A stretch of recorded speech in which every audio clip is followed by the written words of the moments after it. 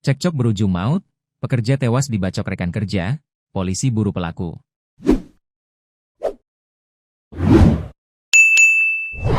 Aksi perkelahian sesama rekan kerja yang berujung tewasnya seorang warga di Kabupaten Musirawas terjadi pada Jumat, 22 Mei 2026 siang sekira pukul 11 waktu Indonesia Barat.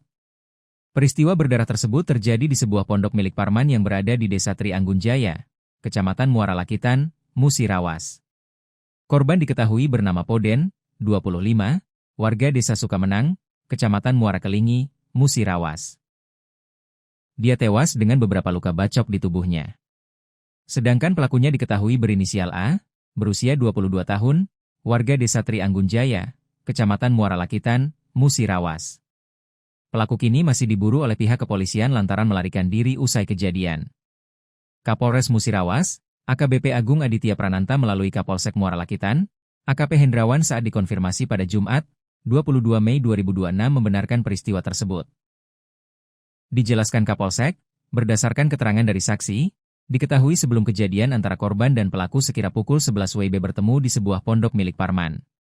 Selanjutnya, masih kata Kapolsek, terjadi cekcok mulut antara korban dan pelaku yang berujung pada perkelahian. Dalam perkelahian tersebut, sambung Kapolsek, korban terjatuh dan tidak sadarkan diri. Melihat korban terjatuh, pelaku langsung melarikan diri dari tempat kejadian perkara, TKP. Untuk saat ini pelaku masih diburu karena melarikan diri setelah kejadian, ungkap Kapolsek. Ditambahkan Kapolsek, selanjutnya korban dibawa ke puskesmas Cecar oleh warga, namun nyawa korban tidak tertolong dan dinyatakan meninggal dunia oleh pihak medis. Untuk motif sementara belum diketahui. Sedangkan untuk barang bukti yang digunakan pelaku saat perkelahian masih dalam pencarian di TKP, tutup Kapolsek.